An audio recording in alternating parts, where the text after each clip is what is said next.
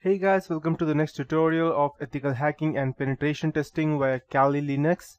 So in the previous tutorials we saw or we had a look at gathering information of a particular target or a particular host. So it could be just that gather information. You can also go ahead and gather information via social engineering, or you can go ahead and simply gather information through the techniques that I have shown you previously, that is through using Whois and DNSDict, DNSEnum, or the DNS mapping, and even the harvester to go ahead and gather the IP addresses as well as the emails. So the next step after you go ahead and gather information would be to analyze the information and then attack the specific party. So how are we going to do that exactly? There are two ways of doing that. One is through social engineering, and the another aspect of approach would be to go ahead and directly attack using the viruses or worms or trojans that you have created by yourself. So but there is still one question in mind, that using technical knowledge to go ahead into hacking, it is good, but still it's not that easy, because you never know what kind of information are you going to give out while you're going to go ahead and target the attack. Or let's say if the person has IDS already and you go ahead and try to create some malware, and if the IDS, that is intrusion detection system, go ahead and picks up your antivirus, then your virus will be caught and you may not be able to perform the attack. And that can be quite complicated to go ahead and write down program each time you have to go ahead and attack different companies or different persons. So at that point of time, social engineering comes in place. So as you can see, the definition that I have found somewhere on the internet, that your softwares that have been created by any person or any software engineer, they can be applied patches, but there is no patch for human stupidity.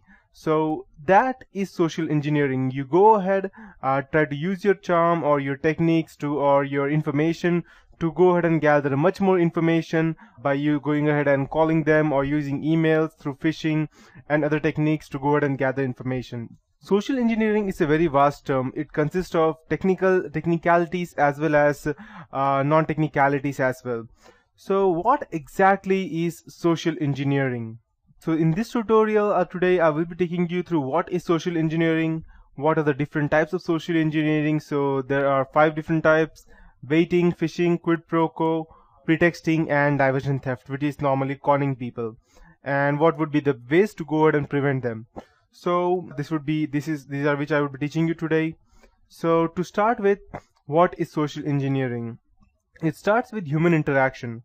Attacker uses a human interaction to go and obtain or compromise specific information. The attacker may be a respectable person, and you may not even know that the person is trying to be what you may not even have thought of. Attacker may appear unassuming or respectable, or he may even pretend to be a new employee, repairman, or an old boss of yours trying to gather information. He may even offer credentials to go for a new network that he has created, something like that, so that he might try to fool you, something like that. And the final thing would be to assembling all the pieces together. So by asking enough questions, the attacker may piece information together to infiltrate a company network. He may even attempt to gather information from many sources, so that when you ask him any question, he may be able to go ahead and give you out any specific answer that he wants, so that you will be confident enough to give him out the details that he wants. So Kevin Mitnick was he's the most famous social engineer of all time. He was dubbed as the most dangerous hacker in the world. So as you can see, it's written on his shirt that I am not a hacker, I am a security professional. That was after he was convicted in jail. He always used to tell that people are mostly helpful, especially to someone who is nice, knowledgeable, or insistent. So for example, I'm just walking down the lane and there's some person who has some kind of problem. I will, without any hesitant, I will surely go ahead and try to help him out. But that is not always good, because the person who is over there standing, who is in some kind of problem, who is a damsel in distress, he may not even be a damsel in distress. He may even be the attacker who is trying to attack us. And Kevin Mitnick's let's say Kevin Mitnick used his social engineering skills, or he was even called as a phone freak. He used that to go ahead and gather as much information as he could, and Later, he was caught. He stole billions of dollars just through phone phreaking. And phone phreaking means just calling the third party and asking him some specific questions by you being a legitimate party, or convincing the third party that you are a legitimate party. So Mitniff was even told that asked to go ahead and put in a solitary confinement because the lawyer even convinced the judge that he had the ability to start a nuclear war by whistling into a payphone. So that's not, this may be a bit exaggerated, but you never know, because as he was told that the USA itself was behind Kevin Mitnick for a very long time. And the worst part of it was that whenever he was about to get caught, but he was not caught, or he narrowly escaped some situation, he always used to leave donuts for the cops over there, just to tease them. Or so he was a very, not only a good phone phreaker, but he was also very good in escaping things. So this is how he was.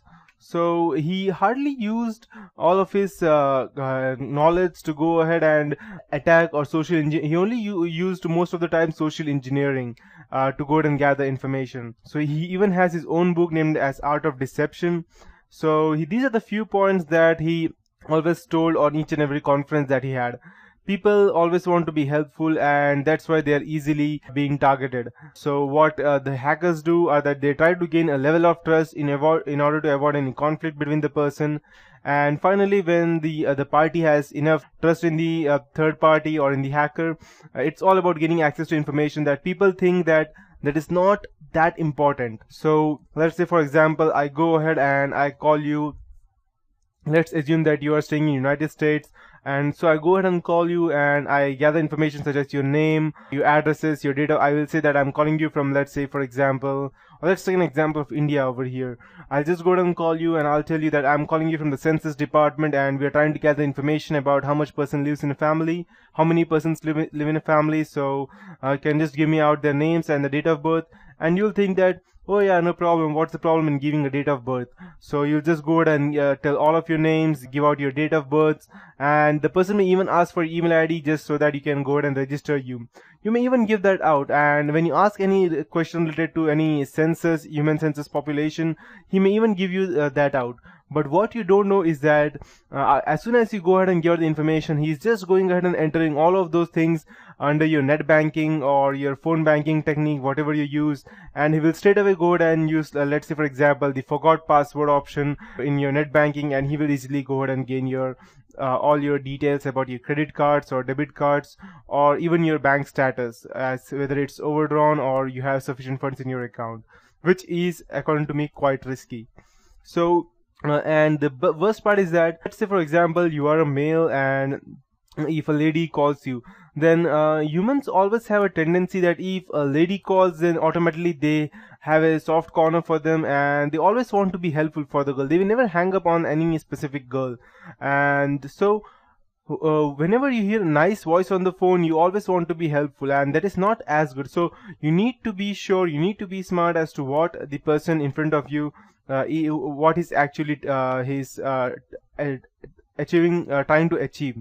So social engineering cannot be blocked by technology or alone, or I can say it can never be blocked by technology, because the only fault that in social engineering would be of the person, not of any specific company. And when you say social engineering cannot be blocked by technology, you may always need to make sure that you are smart and you're not going to give out any information even to any random party. And people nowadays don't normally think much of that, because let's say, for example, people normally go ahead and create their accounts on Facebook, and they give out all the information on Facebook, such as where they live and what their phone numbers are, what's their email ID, or even the pics they take, that gives such much information about what this person likes, how does it wear. So that can be went ahead and created a specific amount of information. They can be used to go ahead and create virtual personality of your, and anyone can go ahead and think in your way and try to gain information on your behalf. So that is one way of going ahead and getting information. So that would be it for this tutorial. In the next tutorial, I'll be starting with the types of social engineering and how can you go ahead and defend them.